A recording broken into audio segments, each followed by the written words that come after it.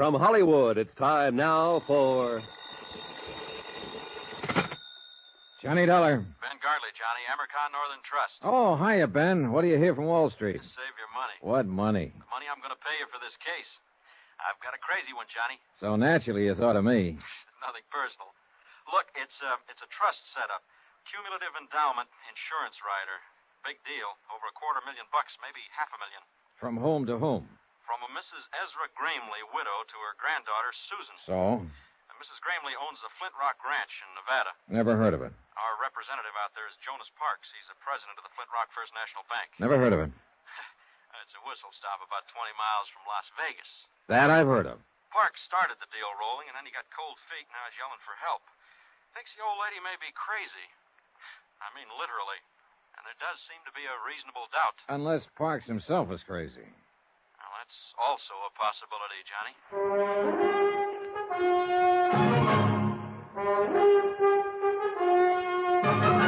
Tonight and every weekday night, Bob Bailey in the transcribed adventures of the man with the action-packed expense account. America's fabulous freelance insurance investigator. Yours truly, Johnny Dollar.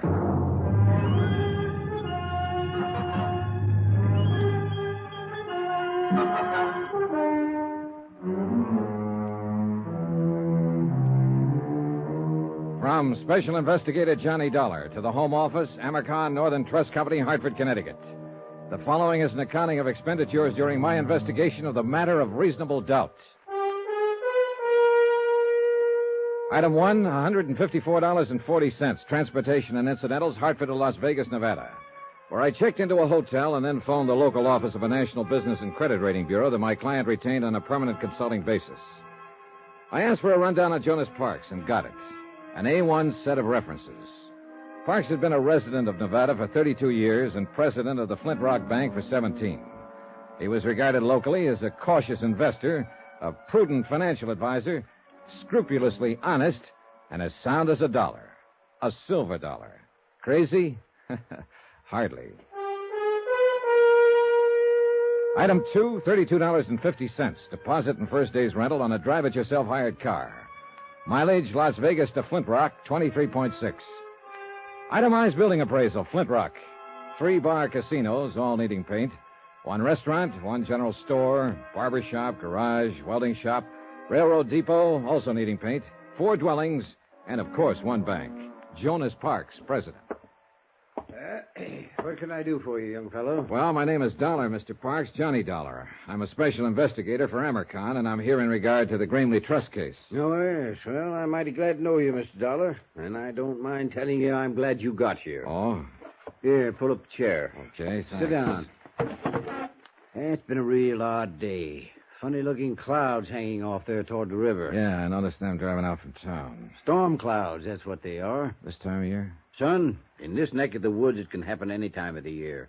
Cloudbursts come up just like that, and they're over just as fast. Uh-huh, that's very interesting. You're a hypocrite, young fellow. What makes you think so? You didn't come clear across the country to hear a dissertation on desert storms, so stop sitting there trying to pretend you're interested. Whatever you say, Mr. Parks. Matter of fact, you weren't even half listening to me. No, as a matter of fact, I wasn't. Well, what were you doing then? Looking you over, sizing you up. Come to any conclusions? A couple. Such as? Well, in the first place, I'm inclined to discard the theory that you're crazy. That what they told you in Hartford? Well, they figure one of you is, either you or Mrs. Gramley. They do, eh? And what is your second conclusion? That you were sitting there sizing me up. You're right. I was. Come to any conclusions, Mr. Parks? Yeah. One, Such as? that we'll probably get along together all right, you and me. Good. Then suppose we Right. get down... The Gramley case. No wonder they thought what they did. Maybe they're right. Maybe we are crazy, both of us. Well, as I understand it, Mrs. Gramley wanted to set up some kind of insured trust for her granddaughter. You started the proceedings for her, and then stopped cold and called for help. Yes, that's about what happened. Well, why? Was she financially unable to carry out the deal? Of course she's able. I wouldn't need any outside help if that was the problem. She's been banking with me for mighty near 20 years. Then is she mentally incompetent? Sarah Gramley is as sane as... Well, at least I've always figured she was. But confound it, Mr. Dollar, there's something wrong out at that ranch. Oh, what do you mean? I don't know what I mean. Well, if you don't. I mean, it's mostly things you can't put your finger on. Little things that add up, finally. Add up to what? I don't know. It's just a feeling, kind of a... A hunch? Is that what you mean? Yes, if you want to put it that way.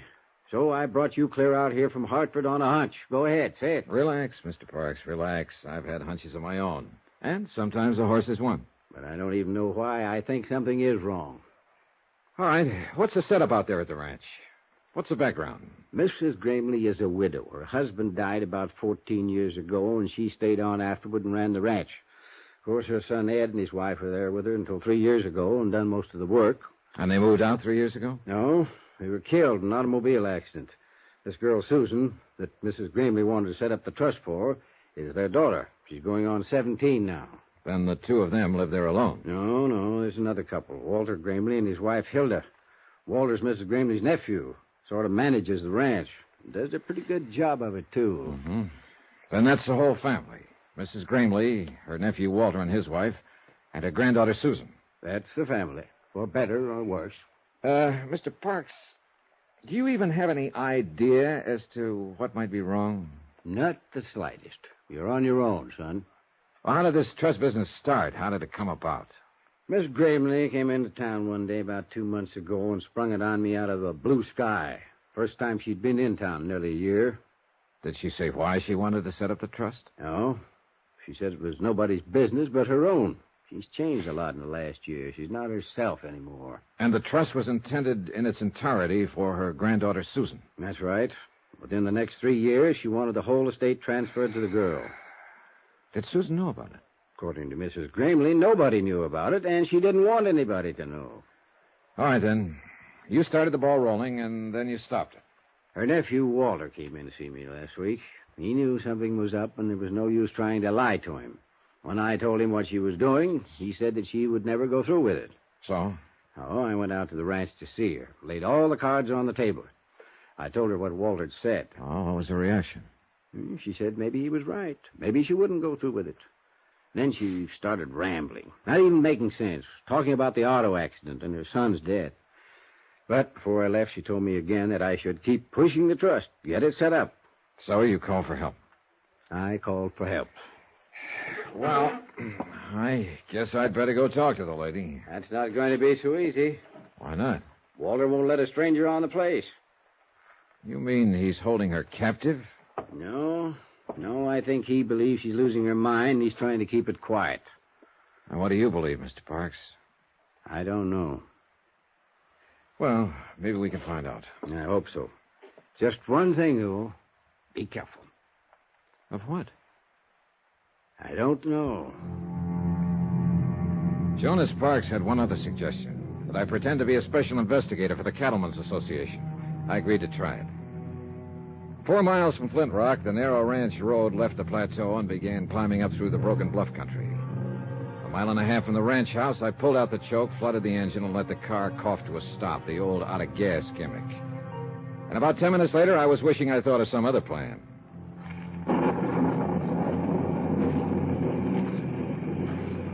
When Parks said cloudburst, he wasn't exaggerating. The rain came down in sheets. In 60 seconds, I was soaked through.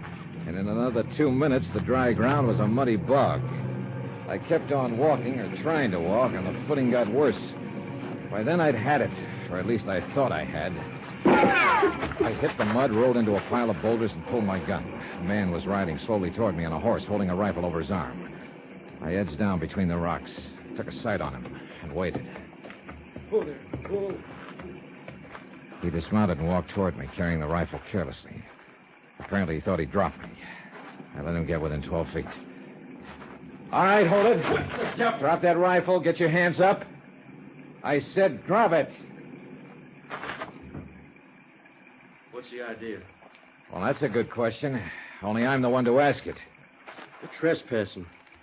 We've been losing cattle. So I've heard. What do you mean you've heard? I'm an investigator for the Cattlemen's Association. Are you Walter Gramley? Yeah, that's right. What do you expect to find sneaking in here on foot this way? Not what I did find, at least. Look, I've got a car back there on the road. I ran out of gas.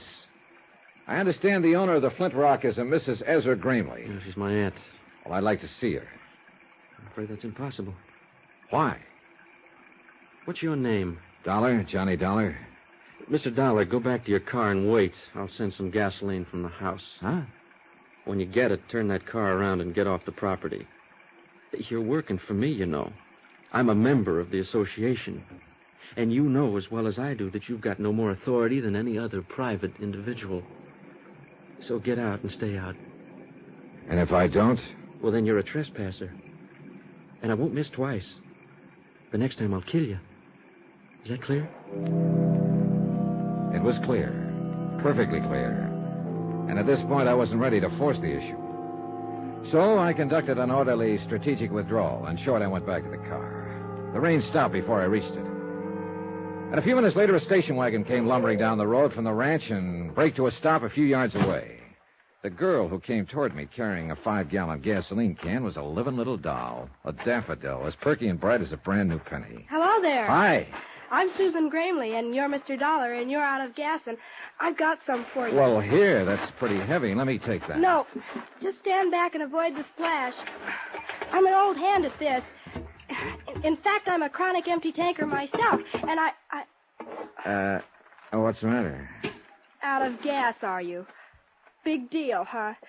That tank is almost full. Yeah, well, there's no use lying to you, I suppose. Nope, I'm too smart. I see. Another thing, you're not with the Cattlemen's Association, Mr. Dollar. I'm not? Nope. I think you're here to dig up the past because of what has happened and what might be going to happen. All of that, huh? Yep. And you know what? I think it's just fine and dandy. You do? You bet I do. I loved my dad. I loved him more than anything. They knew what he always did when he got mad. Sure they knew. I figured it out a long time ago. Like to tell me about it, Susan? You'll find out, Mr. Dollar.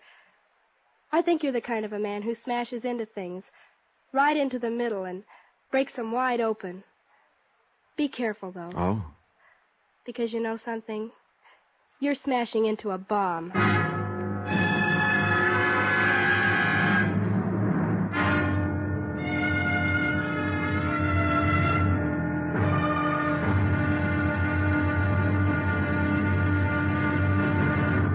Now, here's our star to tell you about tomorrow's intriguing episode of this week's story. Tomorrow, the dead past speaks in a musty morgue, or tries to.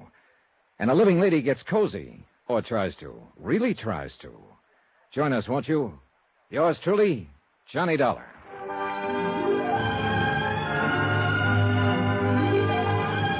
Yours truly, Johnny Dollar, starring Bob Bailey, is transcribed in Hollywood. Written by Les Crutchfield, it is produced and directed by Jack Johnstone. Be sure to join us tomorrow night, same time and station, for the next exciting episode of Yours truly, Johnny Dollar. Roy Rowan speaking.